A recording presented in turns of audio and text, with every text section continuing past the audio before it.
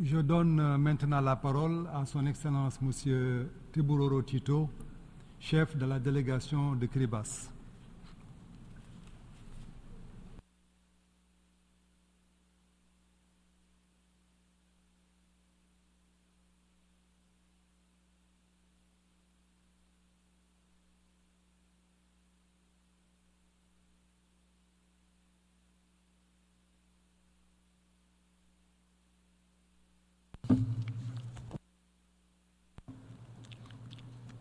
President of the General Assembly, Secretary General of the United Nations, Excellencies, ladies and gentlemen, I'm happy to greet you all on behalf of the President, the government, and the people of the Republic of Kiribati.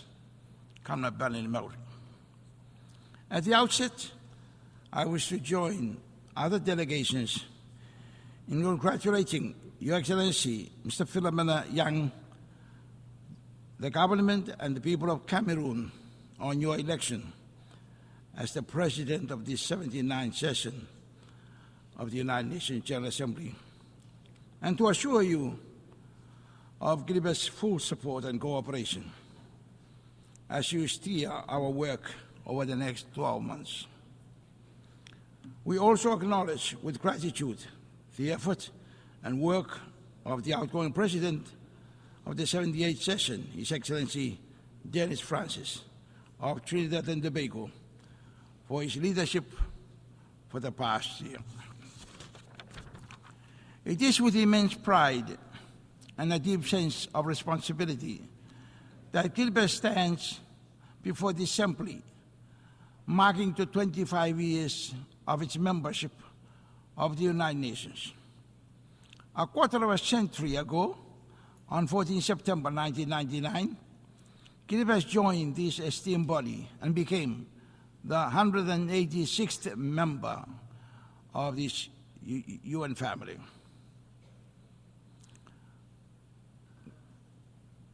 Believing that the challenges we face as a small island nation are inextricably linked to the fate of the global community. As we celebrate this milestone, we honor the path that we have walked with our global partners, and we reaffirm our commitment to the core principles of the United Nations: peace, justice, human rights, responsibility, and respect, and sustainable development. Mr. President, the theme for us now, leaving no one behind and acting together for the advancement of peace, sustainable development, and human dignity for present and future generations, cannot be more relevant and timely as global conflicts escalate, causing widespread destruction, displacing people, and leaving millions neglected and marginalized. The theme reminds us that despite the ongoing crisis, we must stand firmly together as responsible leaders and representatives of the 193 member nations of this greatest multinational organization, and recommit ourselves to do together whatever is necessary to get the world back on the path of peace, progress, and prosperity. Mr. President, what we witness in the world today and for the past 79 years suggests that the Founding Fathers' inspiration for lasting peace is far from being realized.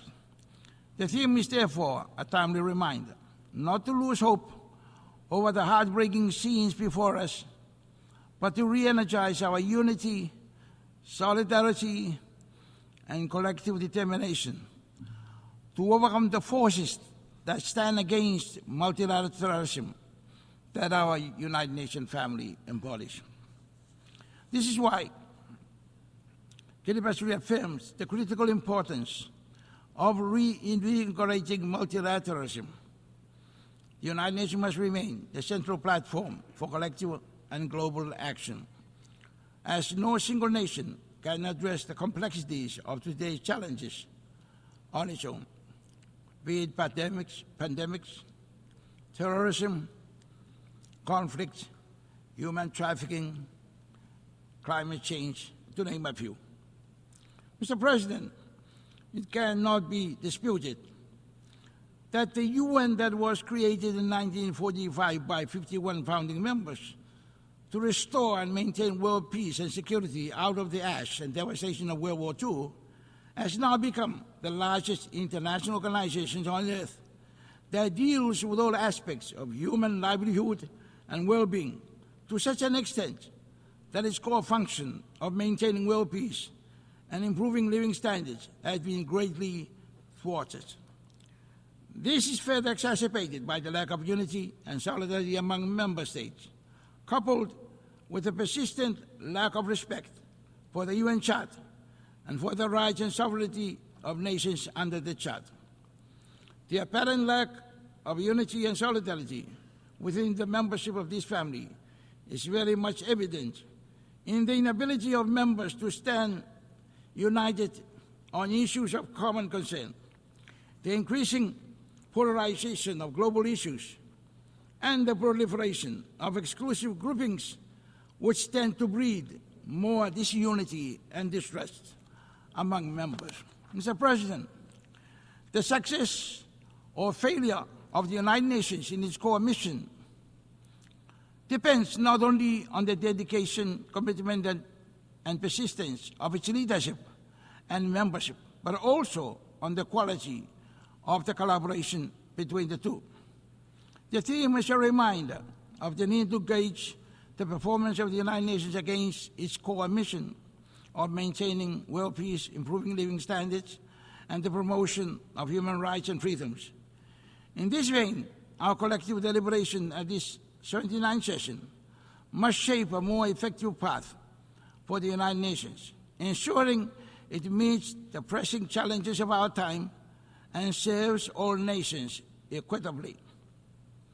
Considering the significant disparity between the United Nations' intended mission and its actual outcomes, an in-depth analysis is needed to explore why the organization has not been successful in preventing and resolving conflicts. It is important that the root causes of these failures are identified and addressed. Equally important is the need to stress the crucial role of the UN Secretary General, jointly with the P5 members of the Security Council, in putting a stop to ongoing conflicts and in preventing new ones from erupting. On the Security Council reform, Mr. President, in order to make the United Nations fit to deal effectively with new and complex challenges confronting humanity at this time, Kiribati supports the call for an overdue reform of the Security Council to ensure that it reflects the realities of today's world. We believe that permanent membership of the Council should be expanded to be more inclusive and representative, including allowing seats for small island developing states and the other vulnerable countries, so as to ensure that the perspectives and needs of the most vulnerable nations are heard and addressed. Mr. President, my country firmly believes that members' respect for the UN Charter and for each other's rights and sovereignty is key to the peace of the world and to the efficient and effective functioning of the United Nations multilateralism. It is therefore paramount importance that each one of us recommit ourselves now to fully respect the Charter and each other's rights and sovereignty. Of equal importance is a renewal of faith and trust in each other as members of this United Nations family. On peacekeeping and international security, Mr. President, peacekeeping remains a cornerstone of international cooperation for maintaining global security and stability. Kiribati is grateful to have contributed to this effort by deploying police personnel to support the United Nations peacekeeping mission in South Sudan. Kiribati remains steadfast in its belief that global peace can only be achieved through collective action, and we will continue to play our part in this regard.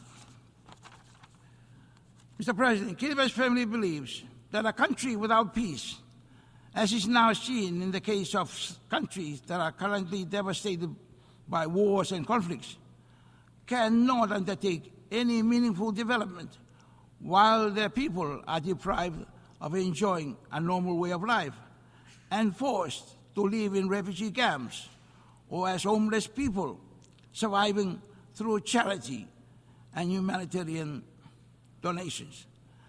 People living in such dire conditions have no way of becoming economically productive in order to feel a sense of human pride and dignity, and cannot voluntarily free themselves out of such a predicament until the conflict has been resolved, peace restored, and life is back to normal. In other words, development and human dignity are not achievable without peace. Peace must be achieved first. On the Treaty on the Prohibition of Nuclear Weapons, Mr. President, Kiribati's unwavering commitment to global peace is deeply rooted in the tragic history with nuclear weapons. As a nation that has witnessed harsh and destructive, long-lasting consequences of nuclear testing, Kiribati remains steadfast in our support for the Treaty on the Prohibition of Nuclear Weapons, a landmark agreement that represents a collective effort to eliminate the threat of nuclear weapons from our world through complete nuclear disarmament. And we stand in solidarity with the other states in advocating for a world free of nuclear weapons. Mr. President, Kiribati recently launched its first ever foreign policy during its 45th National Day celebration on 12 July this year. This landmark document principally seeks to enhance the policy objectives that the core pillars of Kiribati's vision for 20 years. It captures the way forward on how we seek to engage effectively and strategically with our partners in areas of shared and mutual interest. And it seeks to develop our nation and people while at the same time protecting our right to self-determination over our huge ocean and airspace territory. Mr. President, let me at this juncture highlight Kiribati's views and perspectives on some pertinent issues for small islands, such as climate change and sea level rise, the 2030 Sustainable Development Goals, marine conservation and protection, and the Pact of the Future, and on the crucial link between peace, sustainable development, human dignity, and the concept of leaving no one behind, as highlighted in the theme.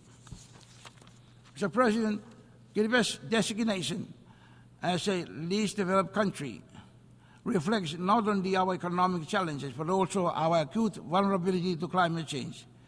Kiribati's geographical isolation from world major markets, coupled with the volatility of global commodity prices and the increasing frequency of extreme weather patterns, exacerbates our development challenges. The high cost of imports, limited export opportunities, and reliance on fluctuating external markets further strain our efforts to achieve sustainable growth and development. Our graduation status from the LDC category, which had been deferred to a later date, remains at the back of our minds and what it would mean for us in the future, given these unprecedented challenges. It is for this reason Mr. President, among others, that we recognize the Multi-Dimensional Vulnerability Index, MVI, potential as a more fitting measure of vulnerability for all developing states. On climate change, Mr. President, we believe that humanity must be well informed about the riches and the resources of the planet that are finite and must not be overexploited to the extent that the planet's Earth's health and wealth is compromised, as is now evident in the climate crisis caused by the overexploitation of the planet's resources during the past century of industrialization. While the international dialogue on climate change has been extensive, Kiribati urges that we move beyond words to concrete action. The commitments made in the international forums, including the COP meetings, must translate into tangible results on the ground. As we continue to advocate for mitigation, it is clear that adaptation and resilience building are critical for low-lying atolls like Kiribati. Coastal protection remains a priority for Kiribati, and while adaptive measures such as the planting of mangroves and demarcating of seagrass continues, there is a dire need for interventions in hard infrastructure such as resilient seawall. Climate change is undeniably the driving force behind sea level rise. Kiribati continues to grapple with the challenges posed by sea level rise, which endangers our land, agriculture, and our way of life. The AOSIS Declaration on Sea Level Rise and Statehood encourages our dedication to building resilience against climate impacts and emphasizes the urgent need for global action. The United Nations recognition of the profound impacts of climate change and sea level rise through the establishment of high-level platform to address sea level rise during this session is a notable and welcome step. It reflects the urgency of addressing climate change and its devastating consequences on vulnerable communities worldwide, in line with the commitment of the 2050 Blue Pacific Strategy. We strongly advocate for global climate action, including maintaining the 1.5 degree Celsius goal and addressing sea level rise as essential to safeguarding the livelihoods, identity, sovereignty, and security of the Pacific Island communities, especially low-lying atolls, which are only 2 or 3 meters above sea level. On sustainable development goals, Mr. President, as we continue our journey towards achieving sustainable development goals by 2030, Kiribati has localized SDG in a 20-year development roadmap or vision called KV20, with its primary aim to make Kiribati a healthy, wealthy, and most peaceful nation by 2036. This localization effort ensures that the SDGs are not merely theoretical goals that are embodied in our national policy projects and initiatives. Sustainable development is crucial for the long-term resilience and prosperity of Kiribati and other small island developing states. However, the realization of these goals require enhanced capacity development, technology transfer, and stronger data support systems to better meet the unique and special circumstances of vulnerable countries.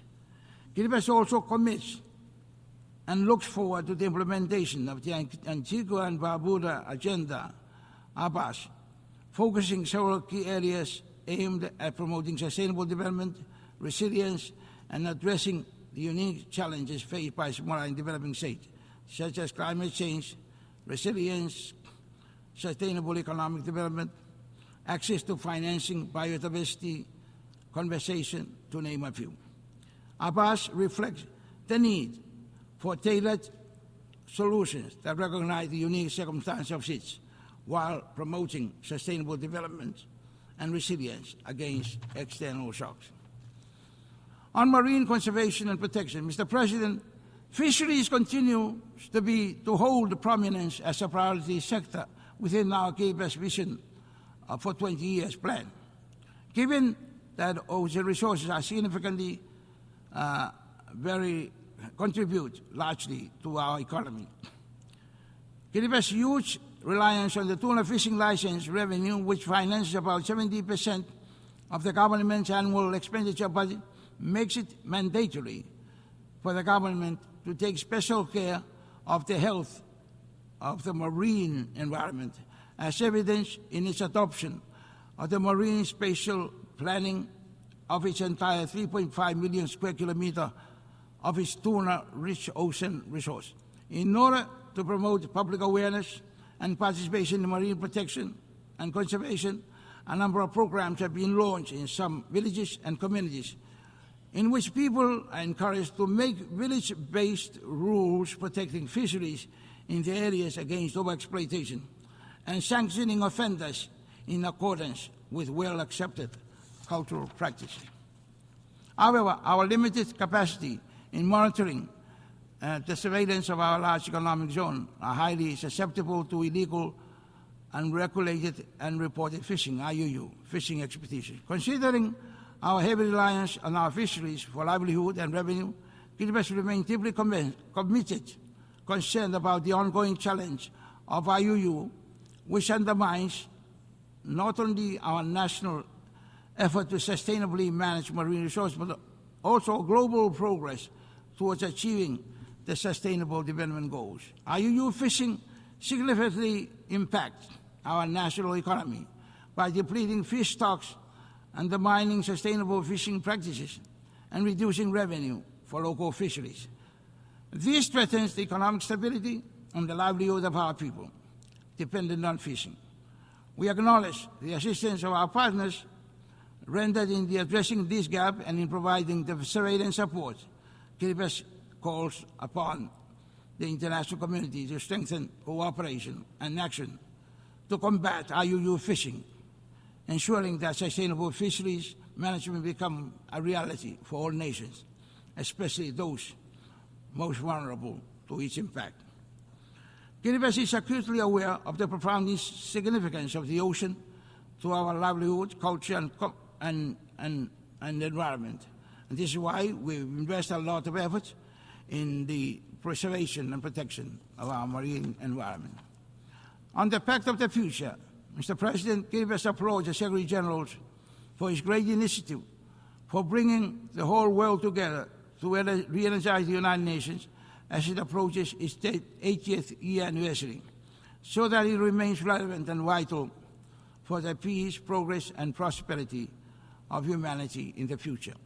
The proposed Pact for the Future offers an essential roadmap strengthening global cooperation on key issues including climate change, digital transformation, and peace building. We fully support the development of the Global Digital Compact, which will help bridge the digital divide and ensure that small island developing states like Kiribati are not left behind in the digital age. It is vital that the international community takes bold steps to strengthen global governance mechanisms, fostering inclusive multilateralism that benefits all countries, particularly the most vulnerable. We believe that the success of these initiatives will be key to achieving sustainable development, peace, and security for future generations. Mr. President, as I conclude, I express our hope for the future. Kiribati family believes that together we can unite in action and commitment, ensuring that no country is left behind in our pursuit of a more sustainable and in a world where peace, sustainable development, and human dignity are advanced for the present and future generations. Let us make the 79th session a time to renew our unity, solidarity, and togetherness for the advancement of peace, sustainable development, and human dignity for present and future generations. We believe that together we can make it and together we can do it. Thank you.